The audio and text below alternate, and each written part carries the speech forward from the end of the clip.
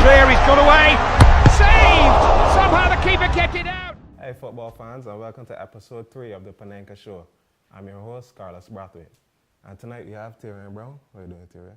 I'm cool, man. How about you? Hey, cool, man. And new to the show, Dominic Downs.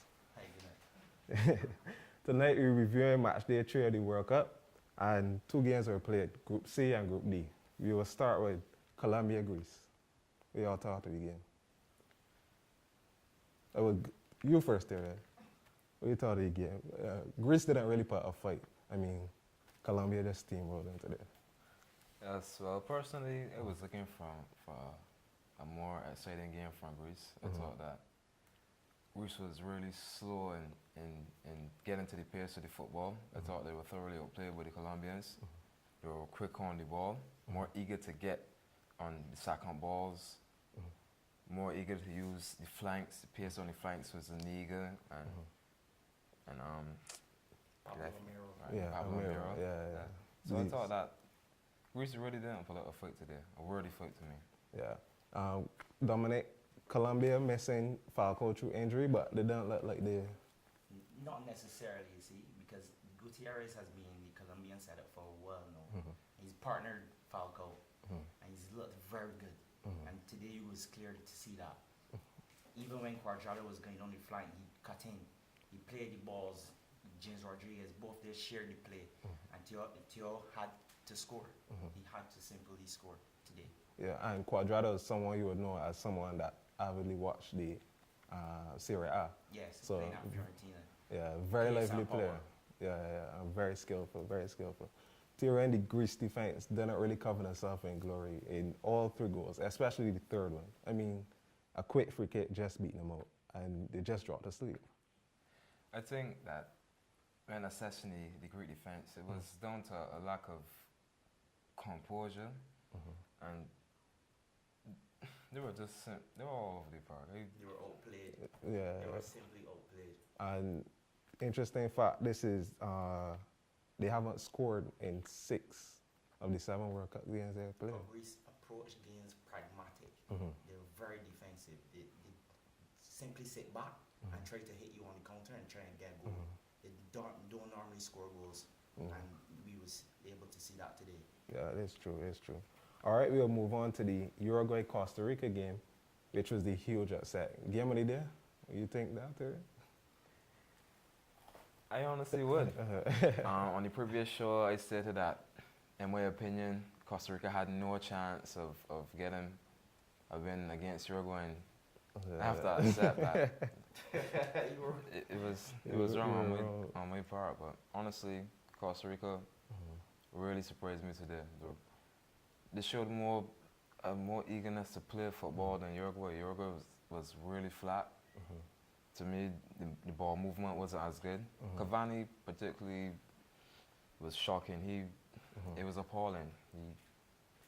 But he did score the penalty that gave them the lead. And then after that, you thought that they would have steamrolled him, yeah? He didn't look good in his play. He didn't play as a striker today. He looked very bad up front. And it could be due to his poor form in Ligue 1 and for PSG. He hasn't been the same. And clearly today you saw that. In the midfield, Gargano and those guys couldn't get control of the ball. And even in defense, they were very poor. Yeah, very poor. And Joel Campbell was able to exploit them today. Yeah, and the star man for Costa Rica, goal and assist, brilliant equalizer. I mean, he took that very well. You know, it was a very good.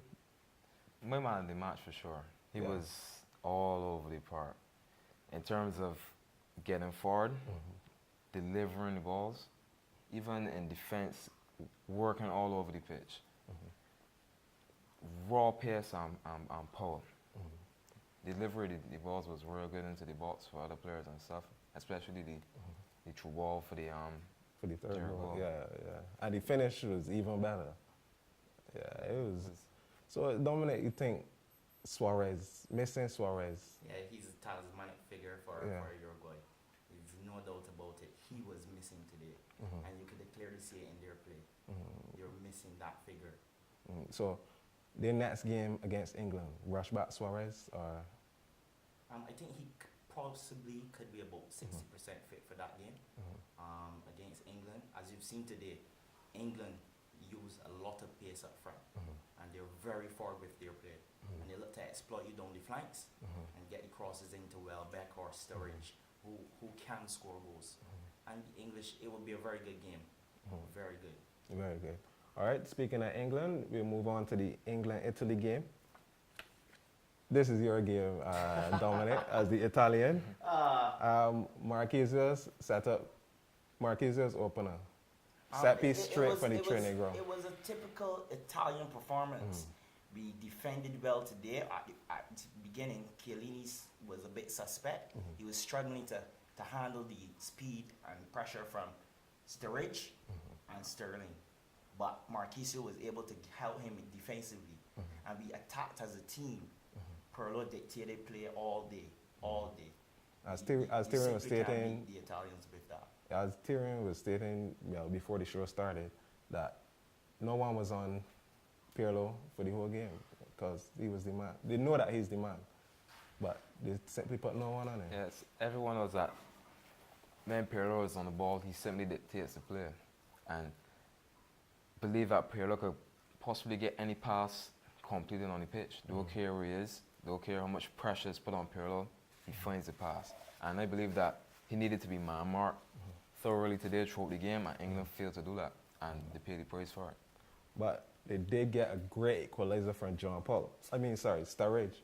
He played an excellent game. Again, the Italians were exposed through the back, through the void areas. And you saw that where he crossed the ball, it happened more than once. There were a couple of times where they were able to get diagonal balls crossing into the box, but no one was able to capitalize. And the Italians called themselves lucky. Yeah. In last show, Terean was talking about saying Wayne Rooney. Wayne put in a great assist, but... Right, as I said in the last game, Daniel Sturridge is essential to the England team. I think that the creativity and the finishing he brings up top is desperately needed by the English. And today he proved that with quality service, it's all a job that he can provide. But you're dodging the Wayne Rooney. I mentioned last night that in my expert opinion, I would drop Rooney from the starting team. I think that he more has a role to play from the bench. Even though he did play a major part in assisting the goal for Sturridge, Rooney was relatively absent from the game today. If I didn't know how he looked on the pitch over there, even though he was playing. And then, not to mention that horrible corner kick that God knows where. I don't even think the phone about that ball yet. Get the ball, boys, a lot of work. Rooney did have one chance to equalize this game in the second half, and he didn't take it. Right in the box, perfect area to hit the ball. Didn't capitalize on the chance. However, I did think that the attempt was a really good attempt, because when he opened up his body for the curler, majority of the times most persons when they're shooting the ball, they tend for the corner. So he had Sirigu going this way, and he went for the near post, which I thought was a really good shot. Even though he didn't score, and maybe he should have scored it, but I think that the attempt was... He's a world-class player. Or we regard him as a world-class player. There's no excuse for that failure, to me. Okay. All right, that was a very good point. Okay, we're going to take a quick break and be back with more of the Panenka Show.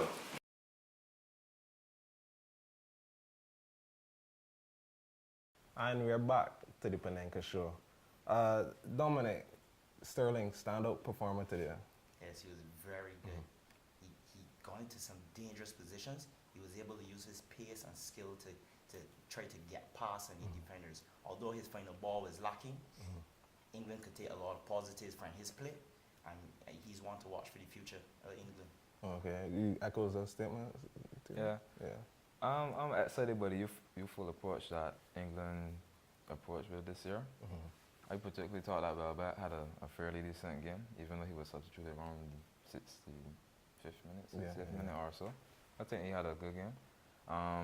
I like the substitutions that England went with today, even though they failed to have the kind of impact that they would have needed. But I'm excited by the project. I think that the next World Cup, England will be a real potential force. You ain't even getting them for this World Cup? No, next World Cup? No. I think that right now is a very good squad, a youthful squad.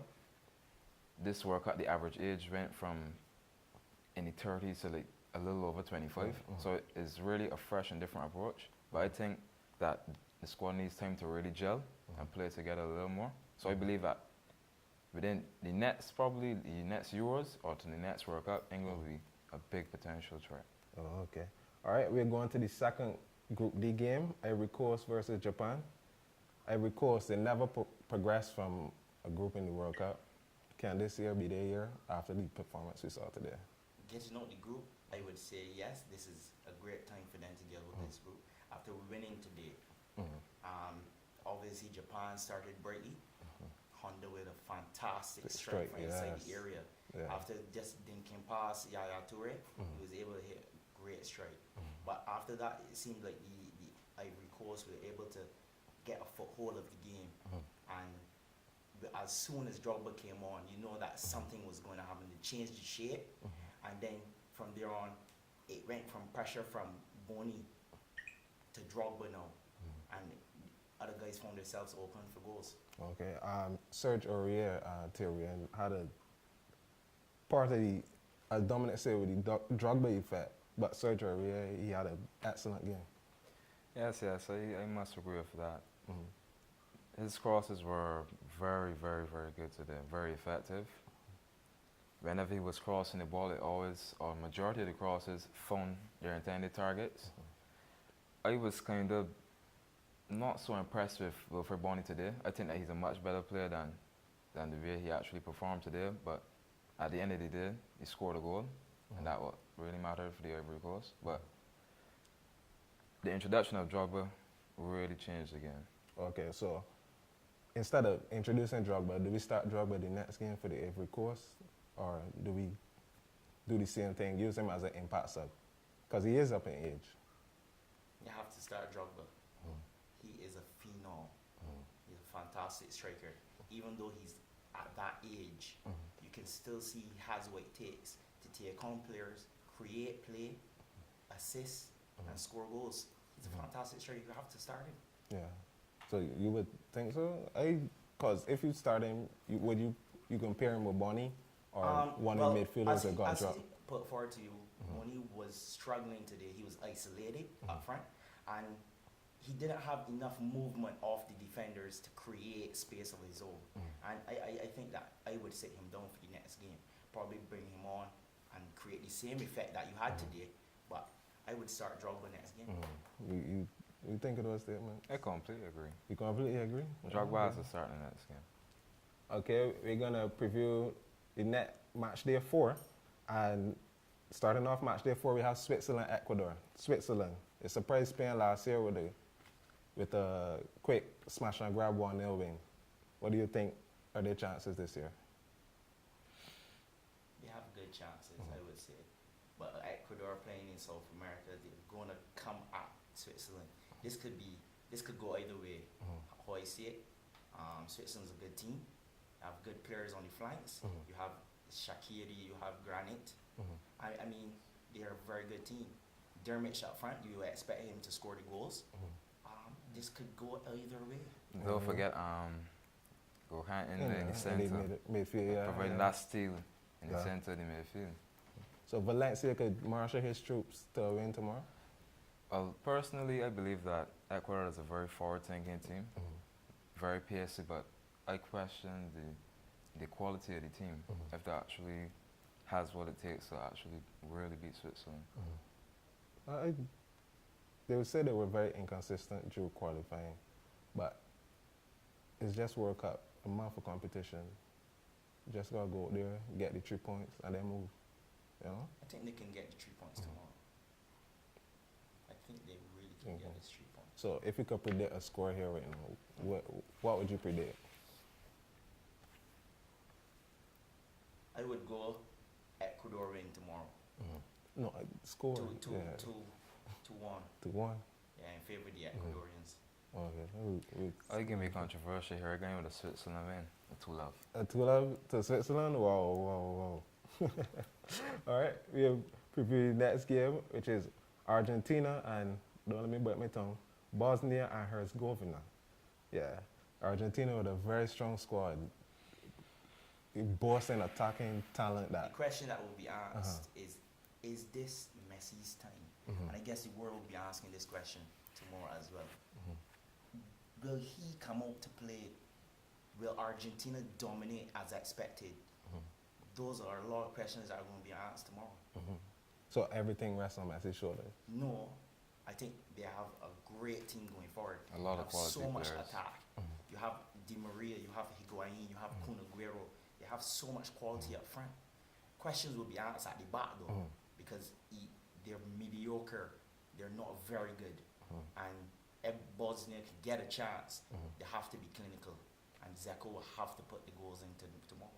Okay, well, their supports, Argentina support, everyone says staff, but the support players, like Di Maria coming off at 18 years, you think he would tear it at this World Cup? I honestly believe so.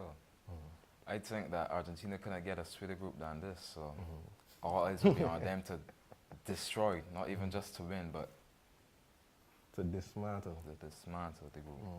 Okay, all right. Jacko, Pjanic, Begovic, they gonna step up for the Bosnians. I think Pjanic could be key. How he plays in the midfield, his movement. If he can get on enough balls to play through to Zeko up front. I think his role will be critical tomorrow for Bosnia. They could be played off the park, or Okay. it could be pragmatic game. All right, that's a very nice point. We'll be back with more of the Panenka Show. We would preview another game and then have our talking point of the day.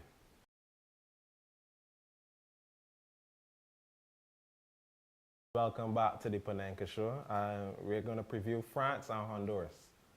France really got to make up for 2010 Terean. You know, this year, you think? I honestly believe so. The last World Cup, I think they went out the group stage without they didn't win any games, right? No, they just draw 2 Yes, it was a rift in the actual France camp, and a lot of upheavals with the players and the coach, and really and truly it was a World Cup that the French won't want to remember. So I think that they'll be out with intent this World Cup to try and make up for wrongdoings and actually prove that they're still a powerhouse in world football. Okay, and we think about the loss of Ribery. You think that will affect the way they play? And Weber is a world-class player, and that is going to be a big miss. But they can rally around each other, and they can make sure that they try to do as good as they can. Yes, This is a good team. This is a good team. I believe that there's enough quality in the team to actually recover from the loss rivalry. Even though it is really a big loss, I believe they still have enough quality within the squad to There's actually a lot compete. of youth in France right now. Yeah, So the future is bright. that's right. Okay, but so Honduras, you think they stand a chance tomorrow? Because they will be coming out to stop the I French. don't think that any team right now should be underestimated, as you've clearly seen with the same Costa Rica game. I don't think any team should be underestimated. If you come out there, you expect to just walk over teams, you will be surprised. And if France cannot take any chances tomorrow. I believe, actually, what he says. This World Cup, the teams that are actually competing, even the considered smaller teams, are proving that there is no walkover games. There is no teams in the group that actual team can come and say, yes, guaranteed points against this particular team. You whipping boys. Everyone is coming out and fighting and showing the worth and showing why they deserve to be at the World Cup. And at the end of the day, no teams at the World Cup should be considered soft, because everyone had to play and qualify to get there, and it's the 32 best teams in the world presently at the moment playing there. So the theory of smaller or lesser teams, or teams that should be walked over, that theory should be thrown out the door, in my opinion. Okay. So if y'all could predict a score for tomorrow, what do you predict? Yesterday, on the previous show, I said that Costa Rica had no chance of defeating Uruguay. So I think I'll take a different tone, and I don't want to say that they have no chance. I still don't think they can actually beat France, but I won't say that they have no chance. So if you could predict a score, let's give you a France score then. walk over. Honestly, watching the French and the friendlies leading up to the World Cup, I would say that was quite impressive, especially with the 8-love win over the regular boys. Yeah. In But I keep but in particular, players like Karim Benzema. Yeah. He will Really- be a key figure tomorrow. Yeah. And Paul Pogba, he's having a fantastic time right now. You have to be aware that these players have quality. That's for me one of the top 5 midfielders in the current Top world. 5, game. wow. But someone that is going to be underrated tomorrow will be Mathieu Valbuena. He's been very consistent for France, and he assists many goals for the French, and he can be a key figure tomorrow along with Karim Benzema. And not to cut you off, but the Kareem Giroud partnership, how do you think that would fare tomorrow? I think it actually works for them because Karim drops wide, and with that he picks up in pockets of space and able to help Giroud when he's in the box. I think it works well for the French. Yeah, I find that Giroud is much better as a player when he plays for France rather than for Arsenal. For Arsenal, I think he doesn't really play a real striker's role. He more plays like a number 10. He drops a lot for the ball. He could play a lot of 1-2s. He's a really good passer of the ball, but he doesn't make any direct runs into the box or runs off the shoulder of defenders. He's not really like a real centre forward, but when it comes to ball play, I think he's excellent. Okay. But Dominic, you still didn't give me your prediction. Give me your prediction. Prediction for tomorrow, France, Honduras. I think the French will win. And I will make it convincingly too as well. I think a 3-love is possible tomorrow. Oh, I have a real belief in the French. Okay. All right, and move on to today's talking point. If you all had to pick a player of the day, because today we saw some excellent individual performances. I would have to say Joe Campbell though. He was everywhere for Costa Rica. He picked up the ball, ran down the left flank. He got into dangerous positions. His shooting was on point today. I tested the keeper many times. I have to give it to him. He scored and assisted the goal. Oh, okay. And you, Terean? For me, it would have to be the midfield maestro, Andre Pirlo. Words can't express how well Pirlo played today. He absolutely dictated the play for Italy. I don't want to say every vital pass, but majority of the vital passes that were played today for Italy came through Andre Pirlo. Majority of the plays, the counters, started through Andre Pirlo. And to me, England needed to mark him, or at least place more emphasis on taking Pirlo out of the game, which they failed to do.